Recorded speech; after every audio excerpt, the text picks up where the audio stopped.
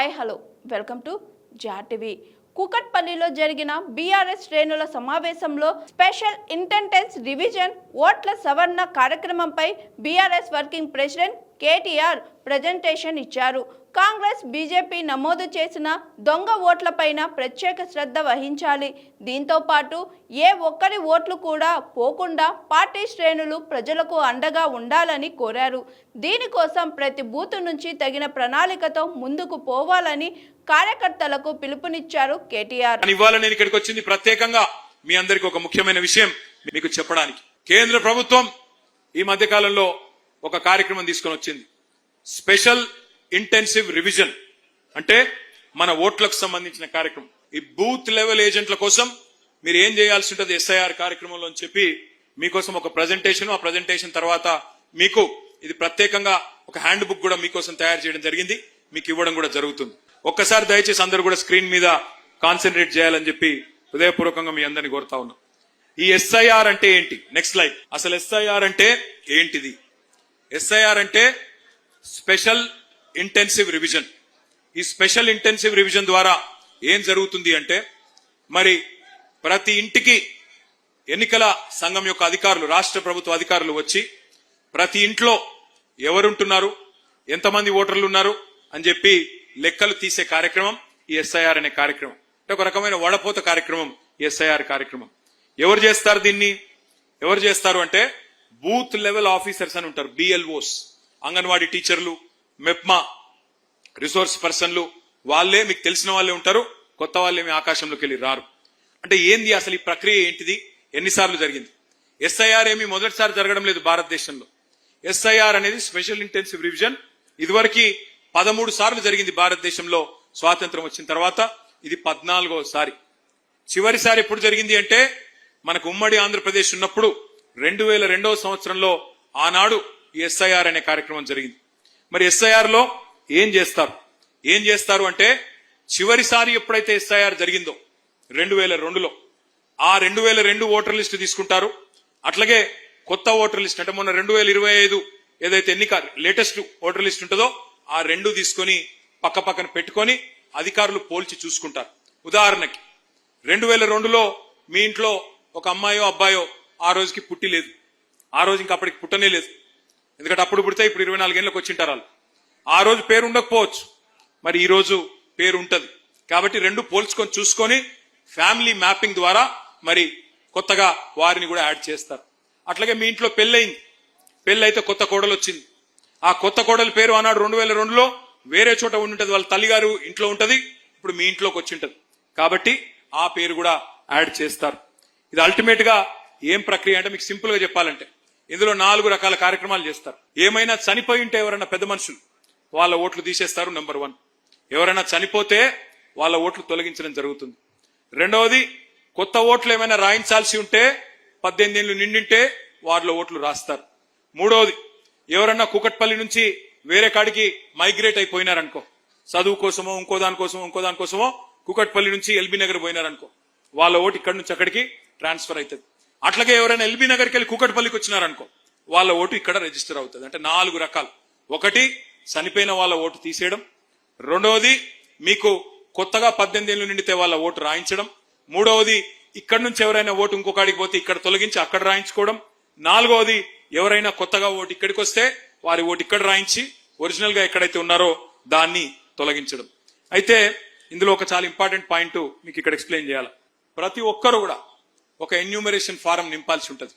మీ గతంలో ఓటు ఉండొచ్చు. ఇప్పుడు కృష్ణారావు గారు ఉన్నారు, కృష్ణారావు గారు వాళ్ళ ఇంట్లో వాళ్ళ శ్రీమతి, వాళ్ళ కొడుకు, వాళ్ళందరికీ ఒక ఫామ్ వాళ్ళే నింపుతారు. బిఎల్ఓస్ వచ్చి మనకు చూపెడతారు, అన్న ఇది మీరేనా, మీ అబ్బాయేనా అని అడుగుతారు. అవును అని చెప్పాలా, టిక్ చేస్తారు, ఒక ఫోటో తీసుకుంటారు, వెళ్ళిపోతారు. దీని ఎన్యూమరేషన్ ఫామ్ అని అంటారు. ఇక్కడ నెక్స్ట్ స్లైడ్. మొత్తం తెలంగాణలో ఇది చాలా ఇంపార్టెంట్ స్లైడ్, దయచేసి మీరు చూడాలి. ఈ రోజు ఈ నిమిషానికి 3.39 కోట్ల ఓట్లు ఉన్నాయి తెలంగాణలో అని ఎలక్షన్ కమిషన్ వెబ్సైట్ చెప్తా ఉన్నది. మొత్తం పోలింగ్ బూత్లు ఎన్ని ఉన్నాయంటే 35,985 మొత్తం రాష్ట్రంలో. ఓట్లు 3.39 కోట్లు. అట్లాగే పోలింగ్ బూతులు దగ్గర 36,000 పోలింగ్ బూతులు ఉన్నాయి. ఇందులో ఇప్పుడు జరుగుతున్నది ఏంటి అంటే ఆఫీసులలో ఎవరైతే బిఎల్ఓస్ ఉన్నారో వాళ్ళ ట్రైనింగ్ కార్యక్రమం నడుస్తున్నది. వాళ్ళు ఫ్యామిలీ మ్యాపింగ్ చేస్తా ఉన్నారు. మీ ఇంట్లో 2002 లిస్టు 2025 లిస్టు పట్టుకొని ఫ్యామిలీ మ్యాపింగ్ కార్యక్రమం ఇప్పుడు ఆఫీసులలో వాళ్ళ ఆఫీసులలో జరుగుతా ఉంది. కానీ ఫీల్డ్ వెరిఫికేషన్ అంటే మీ ఇంటింటికి వచ్చే కార్యక్రమం ఎప్పుడు చాలు అవుతుందంటే జూన్ 25 నుంచి చాలు అవుతుంది. జూన్ 25 నుంచి జూలై 24 దాకా ఇంటింటికి వచ్చే కార్యక్రమం అధికారులు ఆ కార్యక్రమం జరుగుతుంది. ఇక్కడనే మరి మన పార్టీ తరఫున కూడా బూత్ లెవెల్ ఏజెంట్లను మనం అపాయింట్ చేసుకున్నాం. ఆ బూత్ లెవెల్ ఏజెంట్ల కార్యక్రమం, బూత్ లెవెల్ ఎవరెవరైతే ఏజెంట్స్ ఉన్నారో వారు కార్యక్రమం ఏంటి, వాళ్ళ పాత్ర ఏందో నేను మళ్ళీ చెప్తాను. జూన్ 25 చాలు అయి జూలై 24 దాకా ఈ కార్యక్రమం కొనసాగుతుంది. జూలై 24 నుంచి మీరు అభ్యంతరాలు చెప్పాల్సింది మరి 30 ఆగస్టు దాకా మీరు అభ్యంతరాలు చెప్పొచ్చు, అభ్యంతరాలు సమర్పించవచ్చు 30 ఆగస్టు దాకా. అంటే ఒక నెల రోజుల పాటు మీరు అబ్జెక్షన్ చెప్పొచ్చు. సార్ ఇది మీరు తప్పు చెప్పారు. అక్కడ ముసాయిదా 31 జూలై నాడు డ్రాఫ్ట్ ఓటర్ లిస్ట్ పబ్లిష్ చేస్తారు. ఏ డివిజన్ లో ఎన్నున్నాయి ఓట్లు, ఎంతమందిని లెక్కించినాము. 24 జూలై అయిపోయినాక మొత్తం ఫీల్డ్ ఇన్స్పెక్షన్ అయిపోయినాక వారం రోజుల్లో ఒక లిస్టు వాళ్ళు పబ్లిష్ చేస్తారు. చేసిన తర్వాత మనం 1 మంత్ పాటు అబ్జెక్షన్స్ చెప్పొచ్చు. 1 మంత్ లో అబ్జెక్షన్స్ 30 ఆగస్టు నుంచి 30 ఆగస్టు నుంచి 28 సెప్టెంబర్ దాకా నెల రోజుల్లో వారి అభ్యంతరాలు పరిష్కరించాలి.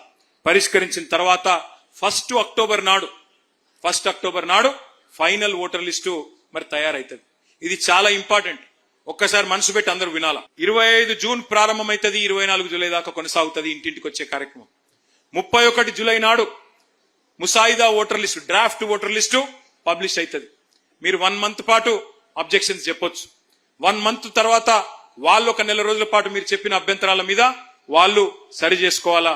చివరికి 1 అక్టోబర్ నాడు మొత్తం ఫైనల్ ఓటర్ లిస్టు పబ్లిష్ చేయడం జరుగుతుంది.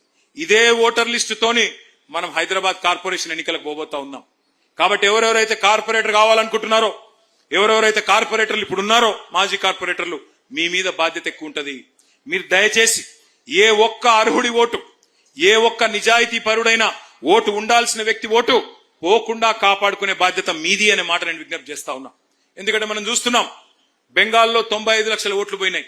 అందులో 27 లక్షల మంది పోయి కోర్టులో కొట్లాడుతున్నారు. 27 లక్షల మంది కొట్లాడుతున్నారు కోర్టులో మాకు అన్యాయం జరిగింది అని. బీహార్లో 65 లక్షల ఓట్లు పోయినాయి, తొలగించారు. అందులో దాదాపు 10 లక్షల మంది కోర్టులో కొట్లాడుతూ ఉన్నారు. మరి మనం అప్రమత్తంగా ఉంటే, మనం హుషారుగా ఉంటే ముందే ఇట్లాంటి సమస్యలు రాకుండా కాపాడుకునే బాధ్యత మన మీదనే ఉంటది. Next slide. అయితే మనం ప్రతి పోలింగ్ బూత్ కి ఒక ఏజెంట్ ని పెట్టుకున్నాం. మరి మీ దగ్గర 470 పోలింగ్ బూత్లు ఉంటే మీ దగ్గర ప్రతి బూత్ కి బూత్ లెవెల్ ఏజెంట్లను మనం ఇప్పటికే సబ్మిట్ చేసుకున్నాం. మరి ఆ బూత్ లెవెల్ ఏజెంట్లు ఇక్కడ ఉన్నారని నేను అనుకుంటా ఉన్నారా? మీకు తెలుసా, ఐడియా ఉందా? ఒకసారి చేయలేవట్టండి అందరు. ఇదరే శుక్రియా ఆప్కా. మరి బూత్ లెవెల్ ఏజెంట్ల బాధ్యతలు ఏంటి? బూత్ లెవెల్ ఏజెంట్లు ఏం చేయాలి అంటే, మీరు చాలా ఇంపార్టెంట్. మీ కాన్స్టిట్యున్సీకి ఎమ్మెల్యే ఎట్లనో మీ బూత్ కు బిఎల్ఏ గట్ల అంత స్థాయిలో మీ బాధ్యత ఉంటుంది ఇప్పుడు ఎస్ఐఆర్ ప్రక్రియలో.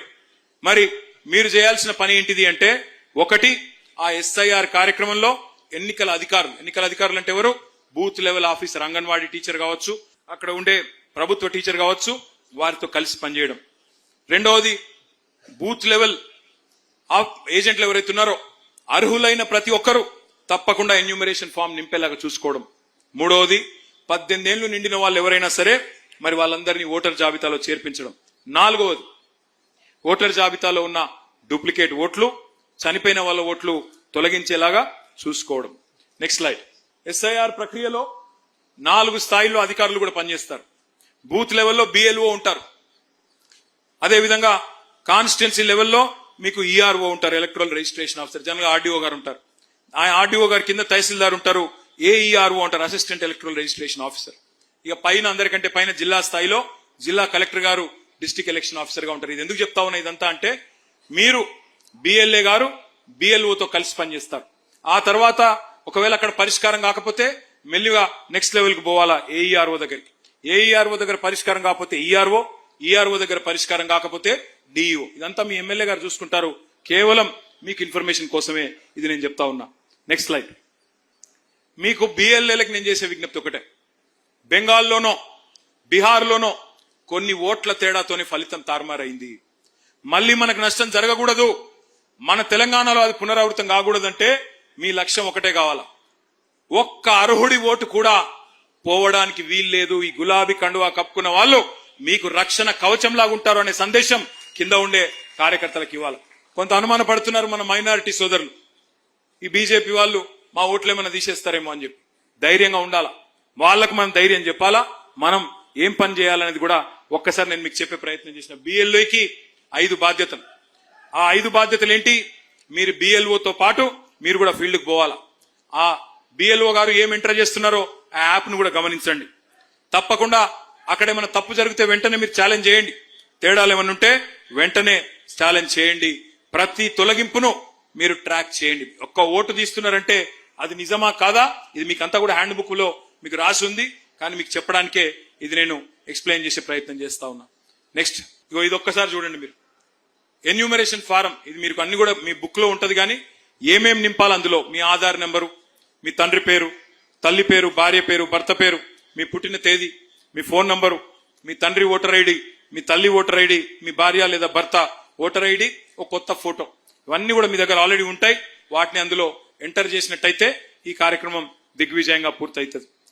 నెక్స్ట్, ఎలక్షన్ కమిషన్ ఒక 13 రకాల పత్రాలు అడుగుతున్నది. ఏది ఇచ్చినా సరే, మీరు మీ దగ్గర పాస్పోర్ట్ ఉంటే పాస్పోర్టు, బర్త్ సర్టిఫికేట్ ఉంటే బర్త్ సర్టిఫికేట్, రేషన్ కార్డు ఉంటే రేషన్ కార్డు, లేదా మీరు కట్టిన ఎలక్ట్రిసిటీ బిల్లు, ఇవన్నీ కూడా 13 రకాలు. ఏది ఇచ్చినా సరే వాళ్ళు తీసుకోవాలి, తీసుకొని యాక్సెప్ట్ చేయాలి, మిమ్మల్ని ఓటర్ గా నమోదు చేయాలి, లేకపోతే వెంటనే మనం ఛాలెంజ్ చేసే అవకాశం ఉంటుంది. Next slide. ఇవన్నీ కూడా మీ బుక్ లో ఉంటాయి, మీకు ఇచ్చే బుక్ లో, మీరు ఎవరు కూడా ఆందోళన పడాల్సిన అవసరం లేదు. ఇది చాలా ఇంపార్టెంట్, ఈ స్లైడ్ చాలా చాలా ఇంపార్టెంట్. నేను మొన్న జూబ్లీ హిల్స్ ఎలక్షన్ లో ఒకటి గమనించిన, మీరందరూ కూడా అక్కడికి వచ్చి ఎర్రగడ్డ డివిజన్ లో బ్రహ్మాండంగా పనిచేసినారు. ఆ ఎర్రగడ్డ డివిజన్ లో మీరందరూ చూసింటారు, ఓట్లు చూస్తేనేమో 60-70 వేల ఓట్లు ఉంటాయి ఆ ఎర్రగడ్డ డివిజన్ లో, కానీ నిజంగా ఎన్ని ఉన్నాయని చూస్తే 40 వేలకు మించి లేవు. మరి ఎక్కడ పోయినారు మిగతా వాళ్ళందరూ అని చూస్తే ఇక్కడికి వెళ్ళి షిఫ్ట్ అయిపోయి ఉంటారు. కొంతమంది చనిపోయిన వాళ్ళు ఉన్నారు, కొన్ని దొంగ ఓట్లు కూడా ఉన్నాయి, డూప్లికేట్ ఓట్లు ఉన్నాయి. డూప్లికేట్ ఓట్లు అంటే ఏంటి? మొన్న కాంగ్రెస్ గెలిచిందే డూప్లికేట్ ఓట్లతో జూబ్లీ హిల్స్ లో. మనమేమో అప్రమత్తంగా లేము, వాళ్ళు అప్రమత్తంగా ఉన్నారు, ముందే రాయించుకున్నారు, అధికారంలో ఉన్నారు కాబట్టి వాళ్ళు చేయాల్సిన జాగ్రత్తలు తీసుకున్నారు, దాంతోనే గెలిచిపోయినారు. 4 రకాల డూప్లికేట్ ఓట్లు ఉండే అవకాశం ఉంది. ఒకసారి జాగ్రత్తగా మనసు పెట్టినండి. నెంబర్ 1, మీ కాన్స్టిట్యున్సీలోనే రెండో ఓటు ఉండే అవకాశం ఉంది. ఒక ఓటు కేపీహెచ్బిలో ఉండొచ్చు, ఇంకో ఓటు బేగంపేటలో ఉండొచ్చు. ఒకటే ఓటర్కి మీకు చూపెడతా, ఎగ్జాంపుల్ కూడా చూపెడతా. ఒకటే ఓటు కాన్స్టిట్యున్సీ పరిధిలో 2 చోట్ల 3 చోట్ల ఉండొచ్చు. లేదా రెండవది, మీ పార్లమెంట్ కాన్స్టిట్యున్సీ లోపల ఉండొచ్చు. ఒక ఓటు కుకట్పల్లి ఉండొచ్చు, ఇంకో ఓటు కుత్బుల్లాపూర్ లో ఉండొచ్చు. మూడవది, ఒక ఓటు కుకట్పల్లిలో ఉండొచ్చు, ఇంకో ఓటు మా సిరిసిల్లలో గ్రామీణ ప్రాంతంలో ఉండొచ్చు. ఇక 4వది, ఒక ఓటు ఇక్కడ ఉండొచ్చు, రెండో ఓటు ఆంధ్రప్రదేశ్ లో ఉండొచ్చు. ఇట్లా 4 రకాల డూప్లికేట్ ఓట్లుండే అవకాశం ఉన్నది. ఇది చాలా చాలా ఇంపార్టెంట్. ఎందుకంటే ఇప్పుడు ఈ ఎస్ఐఆర్ యొక్క ఉద్దేశం ఏంది? డూప్లికేట్ ఓట్లు లేకుండా ఒక మనిషికి ఒకటే ఓటు ఉండే విధంగా చూసుకోవడమే ఈ కార్యక్రమం యొక్క ఉద్దేశం. కానీ అందులో భాగంగా మరి ఎవరికి అన్యాయం కూడా జరగకుండా చూసుకోవాల్సిన బాధ్యత మన మీదనే ఉంది. ఈ లిస్టు మొత్తం నేను మీ కృష్ణారావు గారికి ఇస్తా.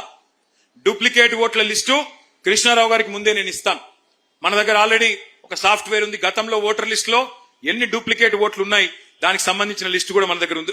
ఒక ఎగ్జాంపుల్ మీకు చూపెడతాయి. Next slide.